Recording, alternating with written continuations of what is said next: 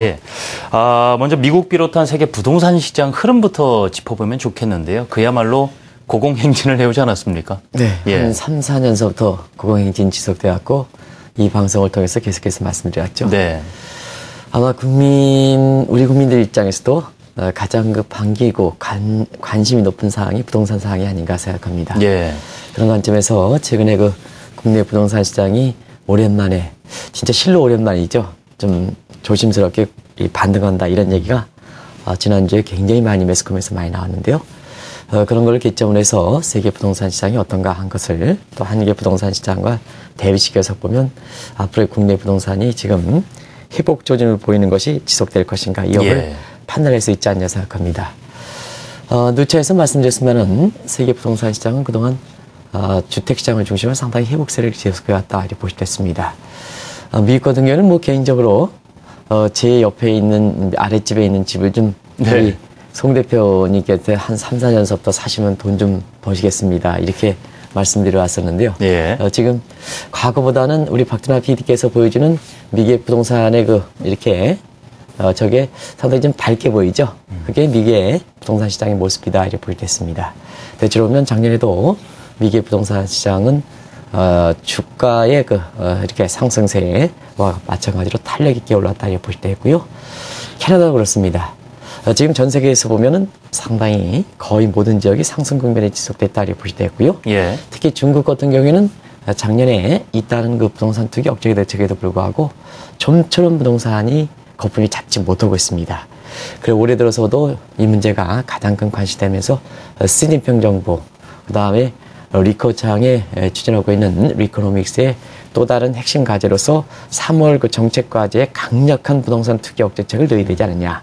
왜냐하면 중국 경제가 구조 변화를 할 때는 구조의 거품이 제거하면 안 돼. 기업이든 국가든 간에 거품이 있으면 구조 조정 정책이 효과를 거치지 못하거든요.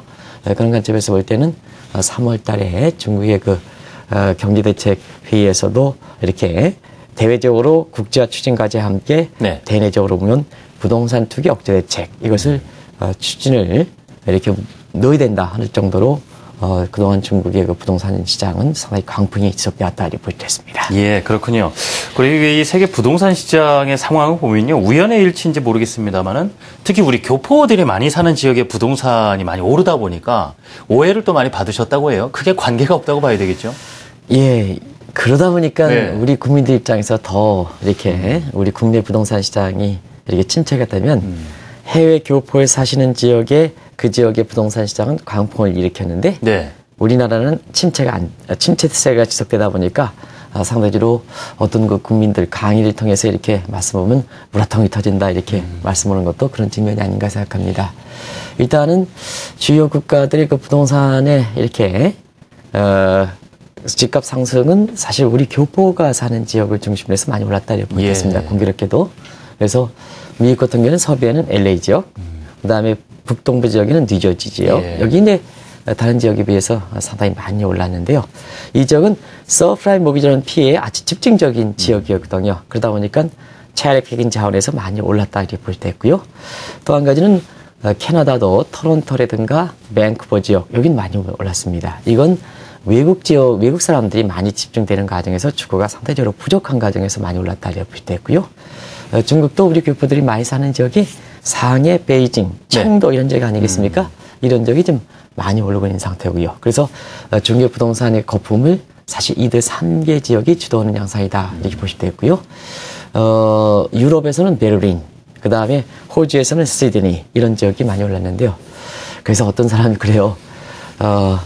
우리 국민들이 고도 성장 과정에서 부동산 투기의 어떤 경험을 바탕으로 해서 이쪽도 주도하는 게 아니냐 이런 오해를 받는다는 그런 것보다는 앞서 말씀드린 같이 그런 특수한 요인과 함께 이제 우리 교포들이 이제 해외 생활이 정착돼 있고 과거와 다른 것은 상당히 소득원이 아주 미국의 메이저 소득원에 속속 편입되는 그래서 우리가 주류로 이렇게 편입되는 상태에서 각국의 부동산의 중심 지역에 해당될 만큼 우리 교포분들의 어떤 시대상이라든가 소득상이라든가 해외 거주가 속속 이렇게 중심권에 위축되는 과정에서 공교롭게도 이렇게 집값이 그 지역에 올라다 보니까 그 국가의 집값이 이렇게 주도하는 상태에서 올랐지 부동산 투기 경험을 바탕으로 해서 네. 부동산 투기여가지고 올랐다 이렇게 보기에는 어렵다 이렇게 보시면 되겠습니다. 특히 LA 지역도 많이 오른 것이 그 당시에 직격탄을 맞았었고 그렇습니다. 체리피킹 차원에서 또 많이 오르다 보니까 그렇다는 말씀도 해주셨는데요. 자, 6년 전 모기지 사태 발생 당시만 하더라도 좀처럼 살아날 기미가 없었는데 이렇게 거품을 우려할 만큼 분위기가 좋아졌는가 그 배경을 자세히 더 짚어봐야겠습니다. 네, 아무래도 이제 지금 진행자께서 지적하신 대로 많이 떨어지면 위기는 기회다. 증시도 그렇지 않습니까? 네. 워렌 버핏도 왜 이렇게 돈을 많이 벌었냐 하면 위기는 기회다. 거기에 실천이 더 있다. 대부분 사람들이 위기 때는 보통 불안해서 안 사시는데요. 네. 위기 때는 주택도 사고 주식도 샀던 것이 지난 6년 동안 돈 버신 분들의 특징이다 이렇게 보이됐습니다. 왜냐하면 뭐든지 이제 소비재에서 오면 기입변세라든가 열등제가 아니면 정상제 같은 경우에는 떨어지면 반드시 균형적으로 회복되는 것이 경제의 기본 원리거든요. 네. 서프라이와 디맨드 커브에서 균형점에서 밑으로 떨어지면 오버 디맨드가 되기 때문에 반드시 열등제 기입변제가 아니면 반드시 가격은 오르게끔 돼 있거든요. 그 시기가 문제지 그 시기를 견디는 것이 굉장히 중요하다는 걸 말씀드리는데요. 역시 선진국의 집값은 바로 그런 측면에서 우리가 이해될 수 있다 이렇게 보시면 되고요. 아까 김 기자께서도 네. 유럽 증시를 볼 때 이렇게 유럽 재정위기의 주가 상승률을 보면 그리스라든가 이태리라든가 스페인 같은 해서는 시청자 여러분 기억 속에는 소위 유럽 재정위기의 핵심국에 해당됐던 피그스 국가들의 주가 상승폭이 크거든요. 그것도 네. 바로 체리피킹적인 요소다 이렇게 볼 때 있습니다. 또 한 가지는 부동산 할 때는 항상 얘기하는 것이 진행자분도 많이 부동산 강의 들으셨을 거예요. 인구 통계학적 관점 이걸 얘기하거든요. 근데 베이비붐 세대들은 지금 은퇴하고 있죠. 네. 이걸 따지면은 미국의 부동산 가격이라든가 선진국 부동산 가격은 떨어질 수밖에 없죠. 네. 그러나 베이비붐 세대들이 자녀를 안 낳았다 하더라도 워낙 두텁기 때문에 그 세대들이 이렇게 자녀분들을 보통 에코붐 시대라고 그러거든요. 미국의 그 인구 구성에서보다도 1970년대 후반에 해당되는 요때 자녀들이 상당히 증가했습니다. 네. 그래서 이분들이 지금 주택을 살 수 있는 계층에 들어오다 보니까 이 에코붐 세대가 베이비붐 세대보다 받쳐주지 못하지만 그래도 두터웠던 거. 그래서 인구 통계학적 관점에서도 사실 그렇다 이렇게 볼 수 있습니다. 또 한 가지 뭐니 해도 각 선진국들이 프로보노 퍼블리커 정시에서 서민을 위한 중하위 계층을 위한 부동산의 우호 대책. 우리도 좀 이 정책이 나왔으면 바랍니다. 예. 그래서 프로보노 퍼블리커 정시에서 주식 수요 기반의 대중화를 가격이 오르는 것보다는 주식시장의 대규모를 대중화를 위해서 질적인 정책. 우리는 전세가 월가가 올라가는 게 아니라 거기는 거래 수요 기반을 대중화시켰던 이 정책도 지금 집값이 올라가는 큰 배경이다 이렇게 보게 됐고요. 무엇보다도 양적완화 정책과 같은 선진국들이 미국은 양적완화 정책, 유럽은 LTR 정책, 그리고 이것을 받아들여서 이 돈이 결국 신흥국에 몰려가는 상황에서 세계 부동산 시장에 자금 유입이 속속됐던 것도 커다란 이렇게 가격 상승 요인이었다 볼 때 있습니다. 예, 그렇군요. 그래서 미국 같은 경우에는 이제 소비 심리도 개선이 되고 경제 다른 여건도 좀 안정을 찾아가다 보니까 양적 완화 규모를 이제 축소하고 있는 그런 상황인데요. 지금 같은 상황에서 세계 경기라든가 재테크 분야에서 그래서 부동산이 스윗스팟이 되지 않겠느냐라는 얘기가 나오고 있는데요. 네, 이 점은 진행자께서 아주 잘 지적하셨습니다. 왜냐하면 테이퍼링은 증시 부분의 거품을 해소하는 차원의 목적에서 추진했거든요. 왜냐하면 우리가 2012년 8월부터 계속해서 증시가 거품 논쟁을 우리가 꾸준히 전해드렸지 않습니까? 근데 고용 창출이든가 경기가 완전히 회복되지 않은 상태에서 돈을 너무 많이 풀다 보니까 사실 그렇습니다. 이 돈이 증시로 유입되는 과정에서 주가가 거품이 되다 보니까 이거 방척했느냐. 앨런 입장이라든가 버냉키 입장에서 보면 이것을 좀 흡수해줘야 거품이 없는 상태에서 경제가 탄력적으로 가야지 나중에 건전하다. 소위 트리플 크라운. 이런 그 용어가 나올 만큼 이렇게 경제가 건전하게 되는데요. 그런 측면에서 테이퍼링 취재를 따라 볼 때 했습니다. 그러면 테이퍼링의 증시분의 과열적인 부분을 줄여준 차원에서 이렇게 고용 창출이든가 이런 거 부분내려면 아무래도 이 부동산 시장이 고용 창출 효과가 크다 하는 것은 누차에 말씀드렸는데요. 이쪽 대목이 사실 실물 경제의 부분의 추가 경기 부양과 고용 창출을 이루는데 굉장히 주력하는 양상이거든요. 그런 각도에서는 지금 미국에서 자금 이동 하는 과학에서 보면 네. 일부 사람이 증시에서 사실 채권 시장으로 리버스 로테이션이라는 거예요. 그런 표현을 쓰죠. 모심을 해서 그렇게 써요. 근데 주식에서 채권 쪽으로 그렇게 자금 흘러가지 않습니다. 근데 일시적인 현상이죠. 근데 주식에서 사실 부동산으로 간다 그러면 그건 이해를 합니다. 네. 이게 정책 목적이 맞고, 그 다음에 테이퍼링이 증시 부분에 거품을 해소하는 이런 차원이기 때문에 사실상 해외 신흥국에서 이탈하는 자금이 미국으로 들어간다 하더라도 작년보다는 좀 다릅니다. 우리가 이제 도식적으로 작년에는 미국의 증시 쪽으로 자금이 들어가는 요인이 많았기 때문에 도식적으로 신흥국에 자금이 이탈되면 선중으로 들어간다 해서 국내 증권사의 리서치 페이퍼들 같은 경우는 일부의 같은 경우는 주식 쪽으로 가려간다 이렇게 얘기하는데요. 테이퍼링의 목적이 증시 거품이니까 그쪽에 들어갈 수밖에 없죠. 네. 그러다 보니까 그 자금들을 지금 미국의 부동산 시장에 들어간다 이렇게 보여져 있습니다. 그래서 부동산이 살아나서 자산 효과에 의해 가지고 경기가 산하고 고용 창출이 되면 경제 펀더멘탈 장사거든요. 펀더멘탈이 좋아진다는 얘기거든요. 그러면 지금은 미국 증시가 뭐냐? 유동성 장세가 아니라 테이퍼링 추진 때문에 경제 지표에 의해서 올라가는 펀더멘탈 장사 아닙니까?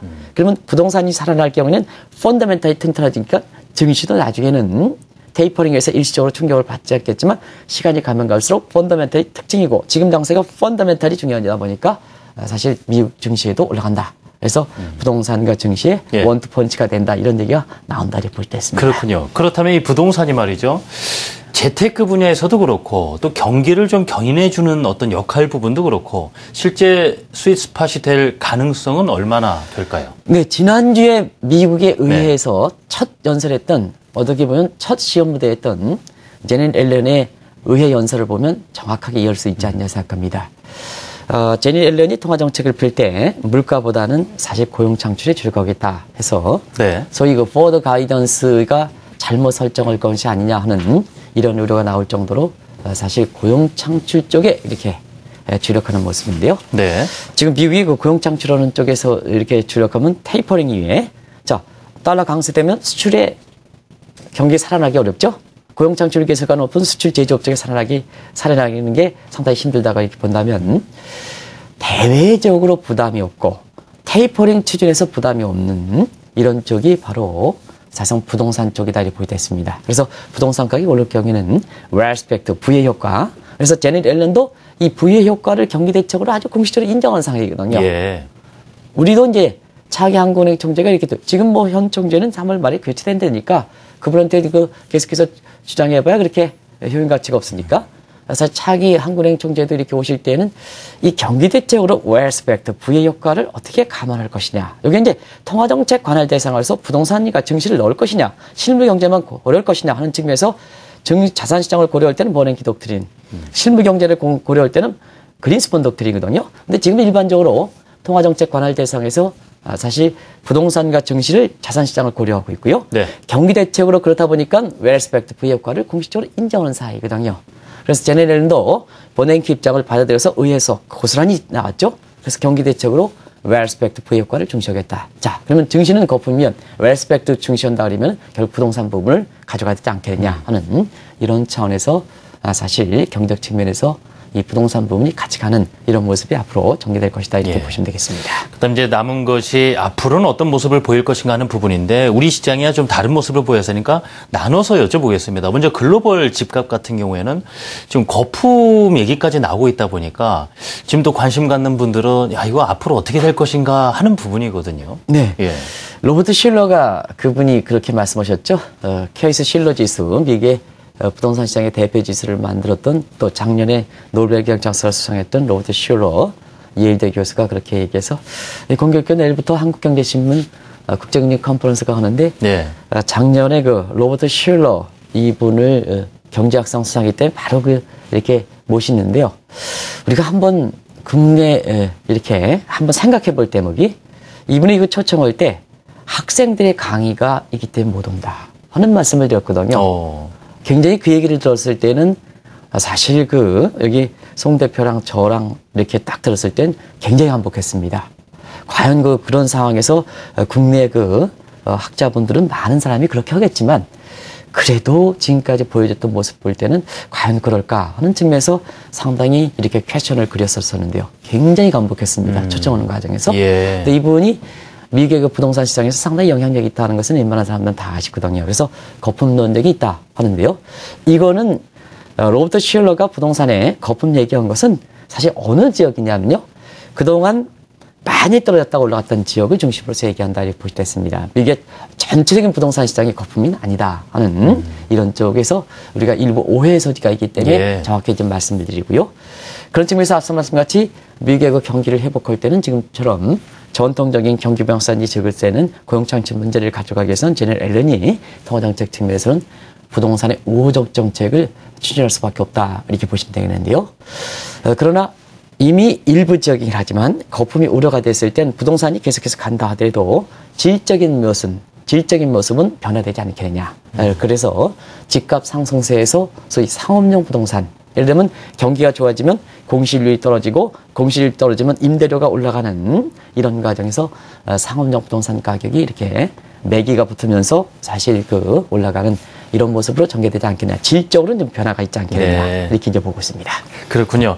이제 더욱 관심이 되는 것이 국내 부동산 시장은 어떻게 될 것인가 하는 부분이 되겠습니다. 오랜만에 회복 재짐을 보이고 있다 보니까 자, 해외에서도 또 어떤 시각 갖고 있을지도 궁금해지고요. 어떻게 보고 계십니까? 네. 네. 일단은 그 지난 주말에 현우석 부총리께서도 부동산 시장이 상당 부분 회복 조짐이다 이렇게 말씀하셨는데 자신감을 내보였습니다. 네, 예. 그래서 개인적으로 보면 뭐 집값이 올라간 것이 지금 뭐 가격이라든가 그런 측면에서 상당 부분 회복 조짐이다 이렇게 얘기하면 또 현 부총리가 말실수다 이렇게 얘기했을 정도죠. 네. 근데 이제 우리가 이런 말실수보다는 지금 진행자께서 말씀하신 대로 긍정적으로 좀 앞으로 올라가는 이런 네. 자신감을 표현하고 또 그게 지금 필요할 어떤 뭐 말실수에 대한 꼬집은 거를 보다는 우리 국민 입장에서는 그렇게 상당 부분 부총리께서 말씀하신 대로 상당 부분 회복 조짐까지 가야 되지 않느냐 지금 상황에서. 네. 그렇다 본다면 지금 왜 어렵게 부동산에 이렇게 매기가 돌까 하는 측면에서는 역시 규제가 제대로 풀렸다 이렇게 볼 수 있습니다. 우리 규제 같은 경우에는 과거에 대부분 다 노무현 정부 때 부동산이 투기할 때 투기 억제하기 위한 규제거든요. 근데 지금처럼 부동산이 가격이 떨어질 때는 침체가 될 때는 그 규제는 사실 사문화된 겁니다. 규제라는 것은 규제에 생명이 있는 거거든요. 네. 여건에 맞게끔 규제가 있어야지 생명이 되고 효과가 있는데요. 지금 한참 부동산 떨어지고 있는 상태에서 가열을 억제하기 위한 적체가 지금 족쇄하고 있는 사문화된 규제에서 족쇄를 치고 있다는 얘기거든요. 네. 그런 것을 박근혜 정부가 들어오면서 규제를 제로 베이스 차원에서 검토해라 하는 이런 차원이 사실 지금 부동산계에 오랜만에 꿈틀거리는 목적이 아닌가 이런 생각이 드는데요.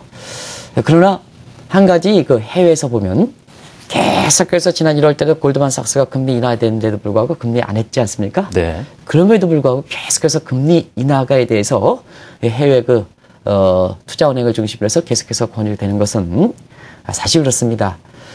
모처럼 당신네 국가에서 국민들이 웃을 수 있는 또 국민의 부동산에 한 돈을 한 70% 집어넣은 상태에서 보면 국민들의 체감 경기 개선을 위해서는 가장 중요하고 또 프로보노 퍼블릭 입장에서 보면 국민 대다수가 한 80% 이상이 이렇게 담보대출이라든가 뭔가에서 굉장히 부동산 가격에 아주 초미를 관심을 갖고 있는 상태거든요. 네. 더더구나 우리 젊은 층들이 지금 전세라든가 월세 이런 측면에서 올라감에 따라서 더 족쇄를 재우고 있는 차원에서 보면 사실 소유권 중심으로 해서 이렇게 부동산 가격이 올라가야 사실 제대로 건전하게 상승하는 것이 아닌가 하는 측면에서 금리 인하에 대해서 계속해서 요구하는 상태거든요. 이게 그렇습니다. 우리가 보면 모든 정책이라는 것은 항상 좋은 측면만 없습니다. 좋은 측면만 있는 게 아닙니다. 항상 비용 편익분이 될 수밖에 없거든요. 근데 지금 뭐냐? 부동산의 우호적 정책을 하면 모든 국민이 바라는 사항이고 체감 경기 개선하고 또 우리 경기 대책으로서 경기를 회복시키는 측면도 있을 거다 이렇게 보이거든요. 그런 측면에서 보면 정책의 우선순위, 한국의 정책 우선순위는 고정적이면 안 됩니다. 물가 안정만 고집하면 안 되거든요. 지금 국민들이 뭐가 원하느냐, 그거에 따라서 우선순위가 변동해야 되거든요. 근데 우선순위는 변동하지 않고 물가 안정이 안정된 상태에서 물가 안정만 고집하다 보니까 9개월 때 금리가 동결하는 이런 상황이 지속되고 있는데요. 그런 관점에서 보면 해외 투자은행 모처럼 당신네들이 살아날 기미를 보였으니까 화끈하게 좀 올려라. 국민들이 좋아하지 않느냐 하는 네. 차원에서 사실 금리 인하라는 것은 현실적으로 테이퍼링 추진이 어렵다 하더라도 사실 그에 반하는 통화 정책이 부동산이라든가 국민 입장에서 우호적 정책을 펴라 하는 차원의 요구가 아닌가 생각합니다. 그것이 최근에 모처럼 올라가고 있는 부동산 부분에 대한 해외 시각이다. 우리 정책 당국자 입장에서도 한 번 정도는 생각해볼 대목이 아닌가 그런 생각이 듭니다. 이 부동산 시장이 워낙 힘을 잃고 있다 보니까 어려웠던 분들도 상당히 많았습니다. 이제 슬슬 살아날 기미, 거래량도 늘고 있고 상승세도 이어가고 있는데 다만 전제 조건으로 분명 정책적인 부분도 필요하다라는 그렇습니다. 말씀을 덧붙여 주셨습니다.